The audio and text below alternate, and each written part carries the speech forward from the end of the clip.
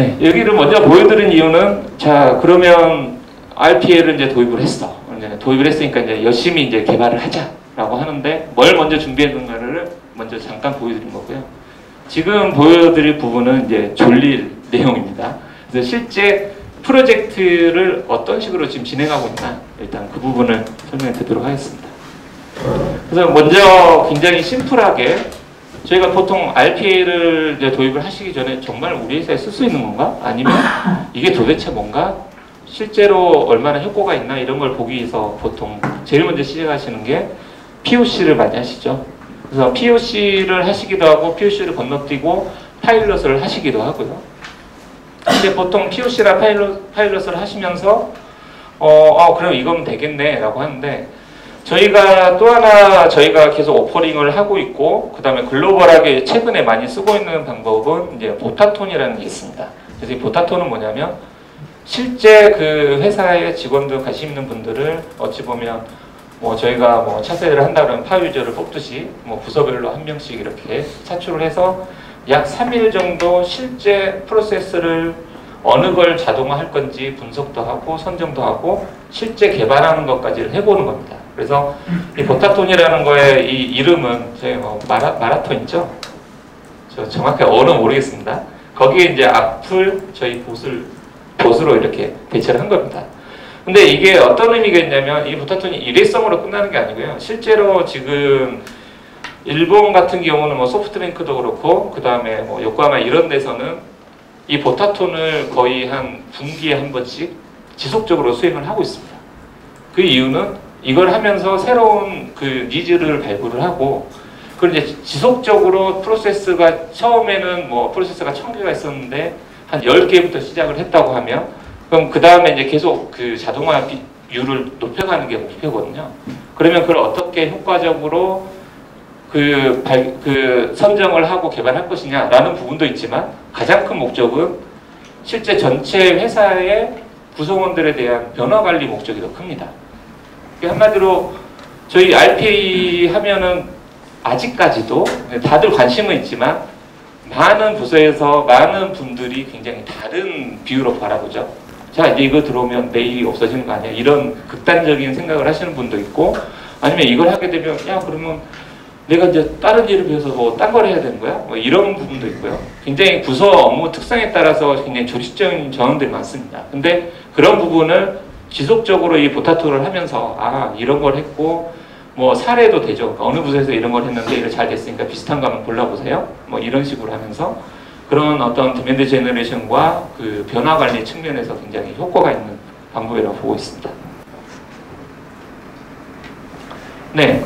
그 다음에 이제 파일럿을 또 하시죠. 그래서 파일럿은 보통 한 3개월 정도. 지금 보면 국내에서도 대부분 이렇게 그 제안 요청 인서나 이런 게 나온 거 보면 대부분 3개월에서 5개월 정도 이렇게 보고 있습니다. 그래서 처음에 1차 하는 거를 저희는 이제 파일럿이라고 생각을 하고 이 파일럿 단계에서 굉장히 가능성도 하지만 실제로 어떤 전산 확산을 하기 위한 기반을 만드는 기간이죠. 그래서 여기서 정말 빠르게 어떤 ROI 효과를 검증을 하는 게 이제 파일럿 단계에서 가장 중요한 목표라고 생각을 하고 있고요. 이제 파일럿을 끝나면 그 다음에 이제 파일럿 잘 됐으니까 전사적으로 확산을 하자라고 하면서 이제 지속적으로 이제 범위를 늘려갑니다. 그러면서 이제 여기서 이제 뭐 여러 가지 어떤 역량 강화도 하고 효과 검증도 하고 대상 업무를 이제 계속 발굴도 하고 하는데 여기에 이제 스케일 단계에서도 방금 말씀드렸던 보타톤 방법을 많이 쓰기도 하고 아니면 중간중간 프로세스 디스커버리 워크샵 같은 거를 보통 진행을 합니다. 근데 대부분 그 다음은 이제 트랜스폼에서 스케일 잘 되면 그 다음은 이제 트랜스폼에서 스케일 잘 되면 지속적으로 이제 이거는 그 프로세스에 지속적으로 대한 이제 그 프로세스에 대한 그 자동화율을 높여가는 거고 또 이 하나는 기술들이 굉장히 많이 변하고 있습니다. 이 기술들이 굉장히 많이 변하고 많이 있습니다. 보여드렸죠. 앞세 시간에도 많이 AI가 보여드렸죠. 정말 한 이제 10년 동안 AI가 정말 한 손에 10년 동안 잡히기 떠들었지만 시작하고 이제 손에 잡히기 시작하고 딱딱 꽂아서 실제로 업무에 활용하고 있는 게 딱딱 꽂아서 지금 활용하고 있는 게 이제 시작을 하고 이제 있죠. 막 이제 시작을 하고 이제 있죠. 거기에 대한 거를 이제 그런데 이제 거기에 대한 거를 얼마나 쉽게 그다음에 빠르게 적용하느냐에 있어서 저희가 RPA가 굉장히 큰 도움이 되고 이 있다고 트랜스폼이라고 생각하고요. 저희가 항상 이야기하는 이 트랜스폼이라고 저희가 항상 디지털 이야기하는 거는 4차 산업혁명 디지털 트랜스폼이라고 트랜스폼이죠. 다 앞에서 같은 말이라고 트랜스포메이션을 하기 위해서는 기존에 있던 것만 트랜스포메이션을 하기 위해서는 기존에 있던 것만 반복해서는 안 되죠. 그러면 어떤 기회들을 그래서 발굴하고 새로운 기술들을 어떤 기회들을 발굴하고 그런 새로운 활동들을 기술들을 하고 이런 활동들을 지속적으로 하는 거는 이제 저희 트랜스폼이라고 보고 있습니다.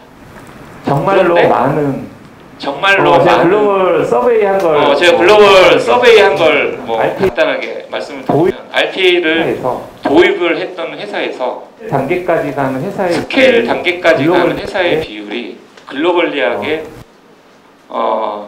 7%라고 이야기를 7%. 합니다. 7%. 대부분 파일럿까지 해서 대부분 지금 한 파일럿까지 거 해서 운영하는 것까지 지금 한 거 운영하는 것까지 많이 실제 했습니다. 스케일을 하고 근데 지속적으로 실제 이렇게 스케일을 확장해 하고 나가는 지속적으로 이렇게 확장해 나가는 부분에 있어서는 굉장히 많이 네, 못하고 다행히 있다는 이제 거죠. 뭐 여기 지금 와 네, 계신 다행히 이제 분들 뭐 중에서 여기 지금 와 계신 고객사 분들 중에서 저희 고객사 분들도 국내 고객분들은 많이 이렇게 확산을 하셨어요. 이렇게 저희 솔루션 기준으로 이제 말씀을 드리면 그러면 과연 뭐 때문에 여기서 빨리 점프해야 되는데 점프를 못 하느냐? 대부분 생각보다 해보니까 ROI 안 나와.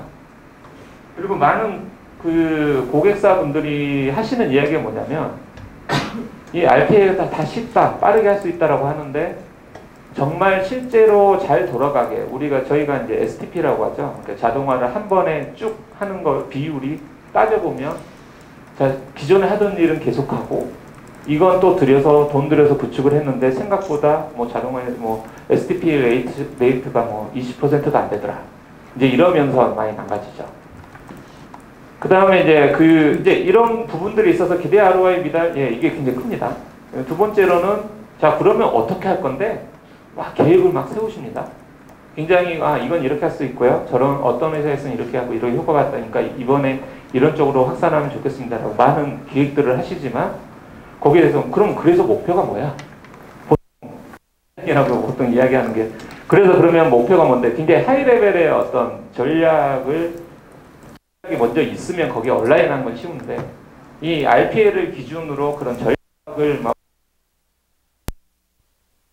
그래서 그런 확산 전략이라는 어떤 분들이 생각보다 힘듭니다. 그래서 국내 이제 대형 고객사 같은 경우는 굉장히 부분을 컨설팅사나 이런데 이제 의뢰를 해서 계획들을 세우고 하시는데 일단 그런 부분에 대한 것이 RPA가 잘 온라인이 안 되는 부분들이 좀 있어서 거기서 좀 힘들다고 보고 아까 말씀드렸던 조직적 저항 그 다음에 한두 명 보내드리고 이제 다 해 앞으로 언제까지 얼마의 효과를 낼 거야 굉장히 힘든 일이죠.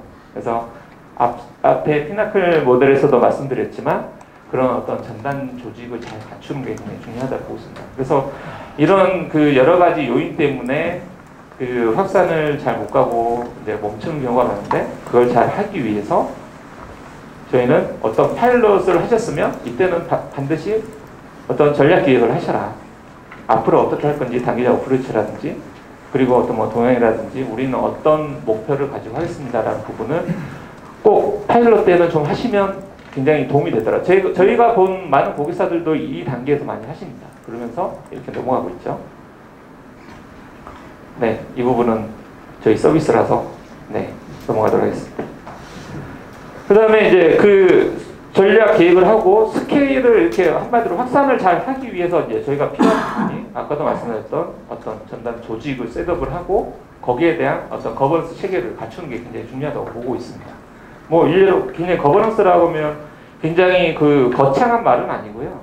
한마디로 RPA를 이제 도입을 했으니 RPA에 연관된 뭔가 변화가 생기거나 관리를 어떻게 할 것이냐 이 부분을 항상 챙겨야 된다는 거죠. 뭐 아주 심플한 예로 어느 고객사에서 장애가 났습니다. 장애가 났는데 장애가 난 이유가 뭐냐? 윈도우즈 업데이트를 하셨어요. 윈도우즈 업데이트를 하면서 이제 그게 기존에 있던 어플리케이션에 영향을 미치면서 이제 자동화는 계속 몇 개월 동안 하고 계셨으니까 그거 당연히 그런 자동화가 영향이 미치는지 아니면 알았다면 평가를 하고 그거 하기 전에 뭔가 테스트를 해보고 하실 텐데 그냥 운영팀에서 업그레이드 해버리신 거예요. 그럼 망가지는 거죠. 근데 거버넌스 체계라고 하면 심플하게는 그런 이제 RPA가 전체 시스템과 업무에 들어가 있으니 그런 부분이 항상 변화가 생기거나 아니면 관리해야 될 부분에 대해서 자, 운영팀에서 뭐 하려고 그러면 이건 어디에 보고가 돼야 되고 같이 논의가 돼야 되고 이런 것들을 잡는 거죠. 그래서 그런 부분 거건수가 굉장히 중요하다라는 거고요. 그 다음에 그 마지막으로 이 전체에 있어서 계속 말씀드리지만 조직적인 저항과 그 다음에 새로운 이런 리드들을 발굴하는 걸 하기 위해서 지속적인 조직 그 전사적인 이제 변화 관리가 굉장히 중요하다고 보고 있습니다. 그래서 네, 이게 이제 그 단계들에 있어서 우리가 어떤 부분을 더 신경 써야 되는지를 간단하게 설명드렸고요. 네, 그래서 POC 네, 잘 아십니다. 진짜 우리 한계에서 잘 되는지. POC는 보통 하면은 보통 한 일주일 정도로 하죠. 그래서 저희가 실제로 그 앞 세션에서 하셨던 송혁 상무님의 주요 업무는 이거 하십니다. 네, 일주일 동안 어느 고객사 가셔서 지금 요청을 하시면 프로세스 선정을 해서 그게 실제로 되는지를 실제 구현해서 보여드리는 걸로 하는 겁니다. 그래서 이제 저희가 이제 프리세일즈 조직이면서 실제 고객들한테 보여주고 디맨드 제너를 하는 그런 역할을 하시죠. 그래서 POC를 이제 잘 하셨다고 하면 이제 그 다음에 이제 뭐 POC하고 비슷한 저희 이제 보타톤 이런 걸 하는데 보통 한 3일 정도로 해서 이 정도 일정에 하고 특히 보타톤 하면서는 항상 마라톤 위너가 있잖아요. 그럼 거기에 참여하셨던 분들 중에서 이제 그런 프라이즈도 드리고 이러면서 굉장히 좀 참여를 좀 유도하고 이제 그런 거에 같이 들어 있습니다. 그래서 보타톤 같은 경우 이제 글로벌에서는 계속 보타톤을 우리 보고 이제 진행을 하라고 하는데 사실 이런 걸 진행을 하려면 이 앞에도 있지만 이 준비 기간이 있어서 저희가 이제 준비 기간을 거의 한 2주에서 4주를 잡습니다. 그러니까 이걸 하려면 왜냐면 조직적인 준비를 먼저 해야 되니까요. 일정부터 맞춰야 되고 누가 참여할 건지. 네. 그래서 이제 실제 보타톤을 하는 거는 3일이지만 준비에 굉장히 많은 좀 신경을 써야 되는 거고요. 그래서 만약에 보타톤을 하고 싶다 하시면 좀 저희가 이제 긴밀하게 좀 일정을 잡아서 좀 진행을 하면 좋을 것 같습니다. 네, 그 다음에 이제 RPA 이제 확산 뭐 워크숍도 하고 그 다음에 뭐 전략 계획도 하시는데 이제 이거는 네, 여기 이 장표를 굉장히 잘 아시는 고객사 분이 와 계셔가지고 네, 좀 그러긴 하지만 제가 실제로 이제 이런 부분들을 어떤 파일럿을 했으면 파일럿 구축 성과를 써머리하고 거기에 대한 전사 확산 전략을 세우고 거기에 대한 그러면 조직은 어떻게 준비할 거고 이런 것들을 잘 준비를 해야 된다는 겁니다. 그래서 이런 부분들을 적어도 파일럿 기간에는 꼭 하셨으면 좋겠다라는 거고요. 뭐 이거는 이제 여기까지 이제 하셨으면 파일럿도 프로젝트지만 저희가 가지고 있는 전체 그 어찌 보면 개발 방법론입니다. 그래서 여기 보시면 실제 온보딩 할 때는 누가 어떤 일들을 어느 기간 정도 뭔가를 하고 그다음에 실제 뭐 인게이지해서 스프린트 플래닝 할 때는 누가 어떤 일들을 보통 하고 그 다음에 이제 개발이죠. 개발 쭉 하고 디플로이까지 하는 데 있어가지고 각각의 어떤 역할들이 어떤 업무들을 해야 되는지 그리고 어느 단계에서 어떤 일을 해서 산출을 내는지 이제 그런 것들을 정해놓은 저희 이제 전체 프로그램이고요. 방법론이죠. 근데 저희가 아까 설명을 드리려다 말았는데 저희가 계속 제 타이틀도 RPA 프로그램 매니저고 저희도 계속 이야기하는데 프로그램이라는 용어를 계속 쓰고 있습니다. 이거는 저희가 그 프로그램이라는 사전적인 정의는 어디까지나 한마디로 작은 프로젝트 관리 측면에서 보면 작은 프로젝트들을 모아서 이렇게 해놓은 걸 프로그램이라고 하죠. 그러니까 저희가 이제 RPA를 보는 관점은 이게 이제 단기 프로젝트가 아니라는 겁니다. 그러니까 계속 리드를 발굴하고 이게 짧은 스프린트를 끊든 아니면 좀 롱텀으로 가든 지속적으로 1년, 2년 이렇게 추진을 해서 본인들이 원하는 디지털 트랜스포메이션까지 쭉 진행하는 프로그램이라고 저희는 항상 이해를 하거든요. 그래서 이제 여기 보시면 그 프로그램이라고 보고 있기 때문에 저희가 어떤 인게이지를 하면 거기에 대한 어떤 프로세스 뭐 거버넌스 책임을 잡는 것부터 해서 여기 프로세스를 디스커버리 하는 거 이런 부분부터 시작을 합니다. 근데 보통 국내 프로젝트 같은 경우는 RFP를 내실 때 우리 뭐뭐 할 거야 정해서 내시죠. 예, 다 정해서 내십니다. 근데 뭐 일례로 지금 저도 이제 다른 고객사에서 지금 프로젝트를 하고 있는데 거기는 이제 글로벌한 회사예요. 글로벌한 회사고 글로벌한 회사에서 뭐 중국, 일본, 한국, 뭐 말레이시아, 뭐 이제 동남아 쪽을 이제 전체를 지금 프로젝트를 같이 진행을 하고 있는데 거기는 그냥 딱 프로그램 계약을 한 거예요, 저희랑. 한마디로 1년짜리 프로그램 계약을 한 다음에 그러면 어느 정도 버짓으로 어느 정도 뭐 프로세스를 자동화하겠다. 근데 프로세스 몇 개를 자동화하겠다는 게 아니고요. 우리가 어떤 ROI를 이 프로그램을 통해서 내겠다. 어떤 베네핏을 드리겠다라고 보통 그렇게 계약을 하고 있습니다. 그러면 그 베네핏을 달성하기 위해서 이 한정된 시간과 자원을 가지고 얼마나 큰 효과를 낼 것이냐를 계속 고민을 하고 그 프로세스 디스커버리를 해서 지속적으로 지금 딜리버리를 하고 있죠. 네, 그렇게 하고 있는 와중에 이제 우리나라 한국 지사도 그 글로벌 회사의 한국 지사가 이제 저희 이제 RPA를 시작하게 돼서 이제 지금 하고 있는 거고요. 그래서 RPA는 정말 변화 관리를 계속 말씀드리는 게 정말 이게 단기성, 일회성으로 끝나는 게 아니고 지속적으로 수행돼야 되는 프로그램이다라는 것을 꼭 주제해 주시면 좋을 거라고 생각합니다. 네, 그래서 이제 확산을 하기 위해서는 어떤 수행사가 하는 부분도 있지만 고객사 인력 양성도 하셔야 되고 같이 참여를 하셔야 그 다음에 계속 변화 관리, 변경 관리를 하실 수 있기 때문에 그런 어떤 온보딩 프로그램을 저희가 이제 가지고 있습니다. 그러면 보통 한 6주 기간에 걸쳐서 각 단계별로 어떤 실제 양성을 하기 위한 이제 그런 교육들과 이제 관리들을 해드리는 거죠. 근데 이거는 뭐 꼭 저희 서비스가 아니라 고객사에서 자체적으로 어떤 프로그램을 세워서 이런 것들을 꼭 한번 생각해 보시라는 겁니다. 두 번째로는 이제 확산을 하기 위해서 아까 말씀드렸던 COE라고 말씀드렸는데 저희가 이제 지금 뭐 국내 뭐 대형 뭐 대기업들도 그렇고 다 가서 이제 COE에 대한 그런 컨설팅 쭉 했습니다. 이때 하는 건 뭐냐면 현재 고객사의 어떤 현황이나 이런 걸 분석을 한 다음에 거기에 대한 어떤 식으로 프로세스 디스커버리 할 건지 거기에 대한 어떤 모델들을 만들고 프로타이즈는 하는 뭐 그런 모델들이나 그 다음에 어떤 템플릿들을 같이 만들어 드리고요. 그 다음에 거기에 대한 이제 저희가 이제 최종적으로 이제 내부 저희가 딜리버리 하는 부분은 플레이북이라는 걸 만듭니다. 플레이북이라고 하는 거가 지금 담고 있는 거는 여러 가지 그러면 조직적인 부분 아니면 거기에 대한 운영 모델, 그 다음에 R&I라고 하죠. 누가 어떤 일을 해야 되고, 그 다음 거기에 대해서 실제 구현해서 어떤 식으로 딜리버리 할 건지 이런 것들을 이제 모델을 쭉 세우고요. 이제 이런 것들을 이제 고객사에 맞춰서 이제 커스터마이징해서 이제 준비를 하는 거죠. 그래서 COE를 만들기 위해서는 이런 모든 부분들이 다 고려가 돼서 회사에 맞는 형태로 뭔가 계획을 세우고 그 다음에 추진을 하시는 게 좋다라고 저는 공고 드리고 있습니다. 네, 그 다음 이제 뭐 COE 플레이북에 어떤 것들이 담겨 있냐, 계속 말씀드렸던 내용에 약간 반복이 돼서 빨리 넘어가도록 하겠습니다. 이런 컨텐츠들이 있습니다. 네, 딜리버리 모델에서 뭐 프레임워크라든지 변경 관리나 변화 관리는 어떻게 할 건지 그런 프로그램까지 세우는 거고요. 네, 그 다음 아까 보여드렸던 아까 굉장히 복잡했던 저희 전체 방법론이 있고요. 이 부분은 저희가 실제로 어떤 스프린트별로 뭔가 진행을 할 때 쓰는 이제 방법론입니다.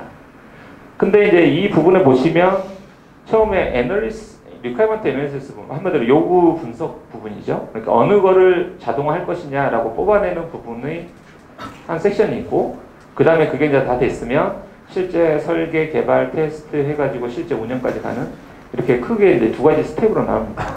그리고 대부분 이제 저희가 이제 구현을 하실 때 프로세스 바이 프로세스로 많이 진행을 하시거든요. 왜냐하면 아까 앞에서도 계속 말씀을 드렸지만 어떤 프로세스가 이번에 10개를 할 건데 저희가 기존에 하던 어떤 워터폴 방식으로 그러면 10개가 프로젝트가 끝날 때 한 번에 빵 하고 러닝이 되느냐. 이제 그렇게 하면 굉장히 항상 워터폴 방식과 굉장히 애자일한 방식의 차이라고 하면 그런 거죠.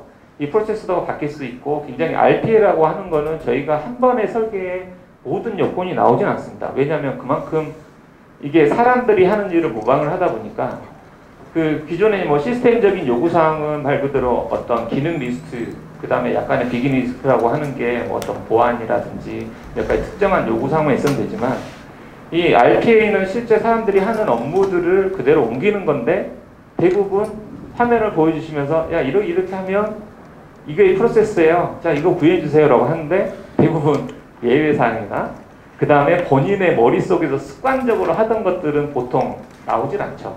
그리고 실제 운영이 잘 되느냐, 성공하느냐, 마느냐의 가장 큰 그 요인이 되는 부분이 그런 부분들을 얼마나 빨리 캐치해서 반영을 해서 잘 그런 여러 가지 어떤 상황들이 있어도 잘 돌아가게 하느냐, 그게 굉장히 중요하다고 보고 있습니다.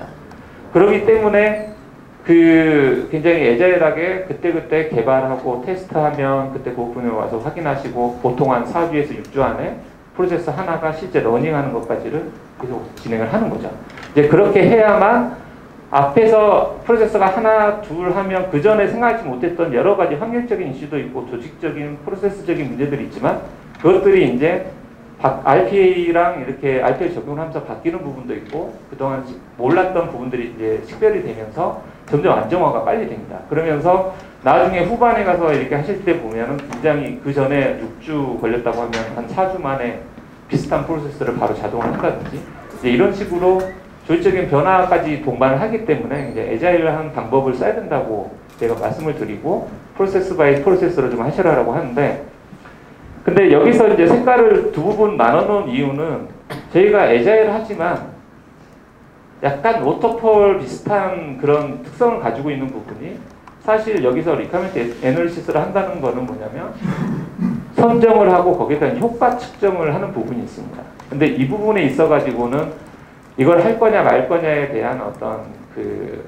매니지먼트 레벨의 그런 승인이나 아니면 확정이나 또 특히나 프로세스가 약간 변경돼야 되는 부분도 있거든요. 기존에 업무하던 사람들이 RPA를 적용함으로 해서 프로세스가 바뀌는 부분에 대해서 거기에 대한 결정을 먼저 내려줘야 되는 부분이 있습니다. 그래서 저희가 이제 애절하게 진행을 하면서도 여기서는 한번 끊어서 그런 리퀘어먼트에 대한 부분을 한번 정리하는 거는 약간 워터폴 비슷하게 한번 좀 끊어가는 게 저희가 그동안 해보면서 실제로 그 프로젝트를 해봐도 그렇게 하는 게 훨씬 안정적이고 더 빠르게 좀 잘 되는 것 같습니다. 그래서 그런 부분이 있다는 거를 좀 인지를 해주시면 될 것 같고요. 나머지는 잘 아시다시피 개발 테스트 그 다음에 하는데 중요한 부분은 꼭 UAT에서는 반드시 고객분들이 그 프로세스 오너가 참여를 해서 하셔야 된다는 거죠. 그래서 네, 그 부분만 좀 강조를 드리겠습니다. 그래서 이제 그 다음은 이제 식별할 때는 어떻게 할 것이냐. 이거는 이제 저희 표준 템플릿이긴 합니다. 근데 대부분 스킴은 비슷합니다. 여기 앞에 있는 프로세스 인풋에 대한 부분을 좀 보고 기술 타당성 어떤 어플리케이션 쓰고 어떤 제약사항들이 있는지 그 다음에 어느 정도 볼륨을 처리하고 있는데 이런 정보들이 모여야 그러면 이걸 자동화를 했을 때 어느 정도 자동화를 할 수 있고 어느 정도 효과가 나오겠다는 게 계산이 가능하죠. 그래서 이런 폼보다는 이런 그 팩터들 어떤 팩터들을 해야 되는가를 좀 주의 깊게 보시면 될 것 같고요. 이제 그렇게 이제 식별을 했으면 여러 가지 방법들을 써서 뭐 프라이트도 설정을 하고 거기에 대한 계량화를 하기 위한 여러 가지 이제 팩터들을 이제 반영을 하시죠. 그래서 아까 말씀드렸던 그 저희가 이제 다른 대형 고객사를 가면 거기에 대한 이런 프라이타이제이션 관련된 이런 그 회사에 맞는 팩터들을 도출을 하고 이런 템플릿을 만들어주는 부분을 굉장히 많이 요구를 하십니다. 그래서 그런 딱 정해진 한마디로 정량화된 수준으로 뭔가를 해야 이거를 자동화를 추진할 때 거기에 대한 그 어떤 논리적인 부분이나 이런 부분을 서포트를 해주기 때문에 이제 그런 부분이 미리 준비하시면 이제 다른 업무팀과 협의를 하실 때도 굉장히 도움이 될 거라고 보고 있습니다. 네, 그렇게 해서 그러면 뭐부터 할 것이냐, 뭐 여러 가지 방법을 쓰죠. 네, 그 다음에 이제 그러면 선정이 됐으면 이제 계획을 세우셔야 되잖아요. 그러면 이거는 어느 정도 걸릴 것이냐, 예, 굉장히 어려운 문제입니다. 그 어느 정도 걸릴 것이냐를 굉장히 잘 알기 위해서는 그 경험도 있어야 되고, 하지만 이제 사실 RPA가 우리나라에서 거의 한 뭐 2, 3년 되긴 했지만 본격적으로 한 건 지금 1년밖에 안 됐잖아요. 그래서 저희가 이제 내부적으로 이제 그동안 뭐 단연간 해왔던 정보들을 좀 모아서 이제 가이드를 드리는 게 약간 로우 컴플렉서티는 뭐 어플리케이션이 이 정도고 모듈이 어느 정도 나오고 이러면 이건 저희는 로우 컴플렉서티로 본다. 라고 하면 이거 같은 경우는 야 3주면 끝날 수 있어. 라고 저희가 지금 실제로 해외에서 아니면 다른 사이트에서 하고 있는 기본적인 저희가 산정하는 방식입니다. 근데 여기에 대해서 약간의 그 뭐 약간 베리에이션이 있지만 어느 정도 이 정도 기준에서 하면 그 어느 정도 트레인된 개발자가 있으면 이 정도 기간에 이 프로세스를 자동화할 수 있다라고 저희는 생각을 하고 있고요. 그래서 이런 걸 기준으로 처음에 계획을 세우실 때나 그다음 비용 산정을 하실 때 좀 활용을 하실 수 있을 것 같고, 지금 이건 굉장히 러프하게 나왔지만 저희 이제 굉장히 그 글로벌하게 이제 표준으로 쓰고 있는 템플릿이 있어요. 그러면 어떤 프로세스를 넣으면 이거는 몇 데이가 걸리고 그럼 비용이 얼마다, 그 다음에 효과는 어느 정도 나올 것이다, 이렇게 계산을 하는데, 저희가 그래서 이제 고객사하고 미팅을 할 때 이제 그런 걸 좀 참조 자료로 이렇게 드리긴 하죠. 그래서 이런 기준이 있으면 그나마 예, 좀 도움이 되실 거라고 생각을 하고요. 네, 그래서 이제 거의 다 왔습니다.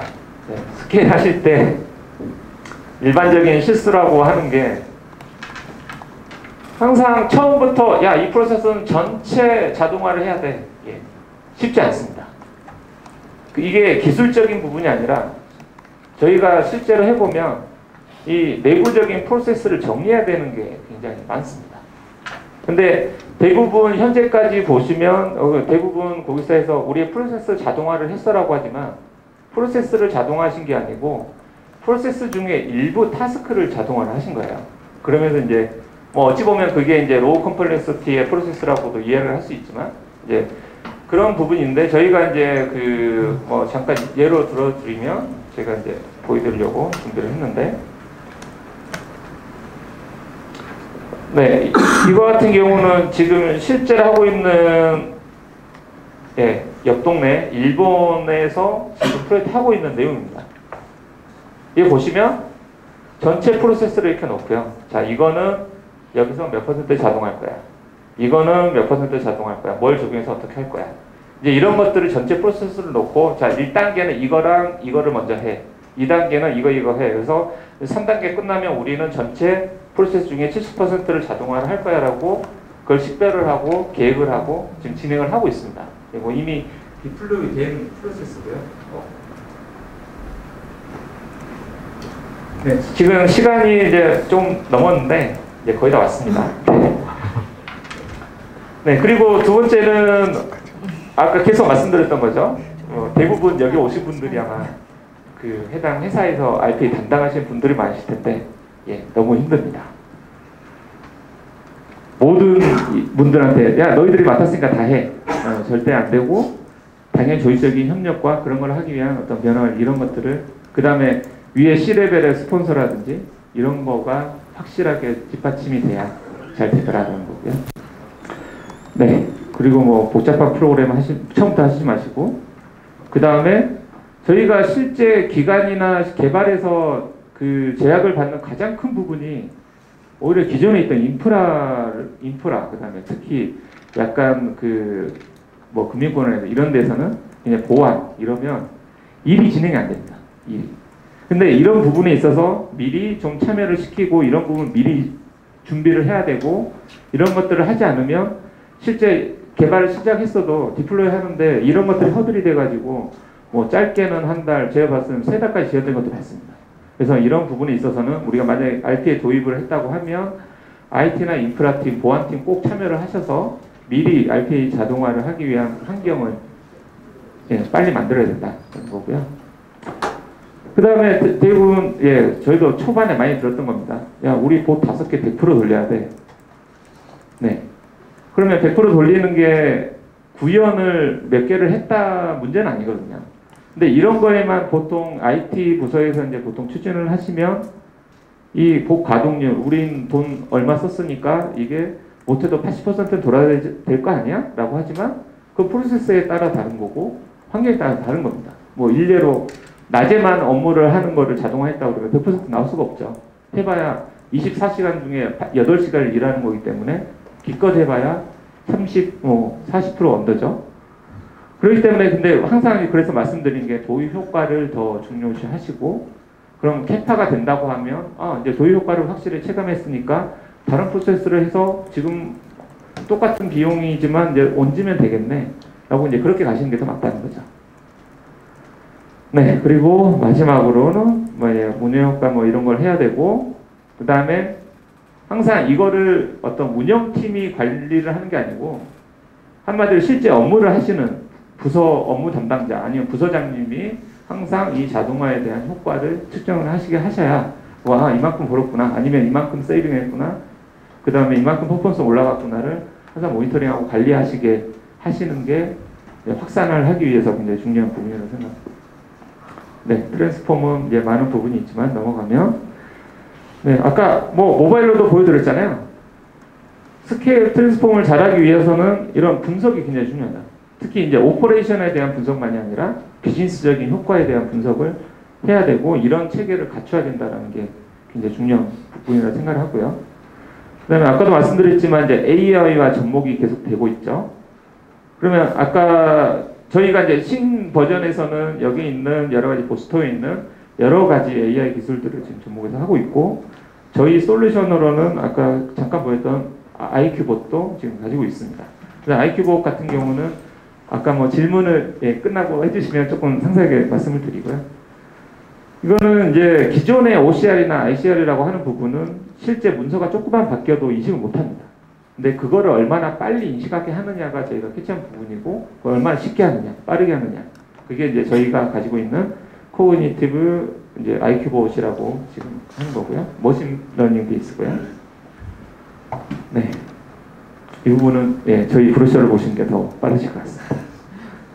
그러면 여기 이제 처리문서 예제를 보여드린 게 여기 보시면 이런 폼들이 있어요. 근데 여기서 특히나 뭐 폼에서 어떤 데이터들을 추출해가지고 세이브에 넣거나 아니면 내부 시스템에 입력을 하셔야 되는데 여기 보시면 우리가 실제 쓰고 있는 뭐 사업자 등록증, 그다음에 등기사항에 대한 부분들을 읽어서 그 회사 평가하는 데 넣는다든지 이런 거에 수많은 그 고요의 연봉자분들이 키를 하고 계시죠. 실제 뭐 어시스턴트도 쓰긴 하지만 실제로 많이 하고 있습니다. 이런 수작업을. 이런 부분에 굉장히 생산성이나 이런 부분에 도움이 될 수 있는 솔루션이라고 보고 있고요.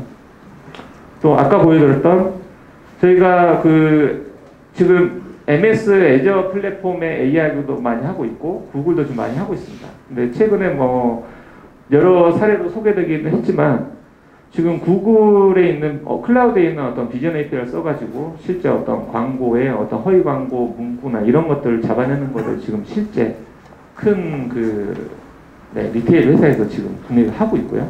이런 접목이 기존에는 불가능하다고 생각했던 것들이 실제로 지금 클라우드에 있는 이런 그 어떤 AI 엔진들과 합쳐서 실제 업무를 지금 돌리고 있습니다. 그래서 그런 많은 케이스들을 저희도 이제 앞으로 계속 홍보를 드릴 거고요. 이런 부분에 굉장히 계속 관심을 가지시고 아 이건 할 수 있겠네 이런 아이디어를 얻으시면 좋을 것 같습니다.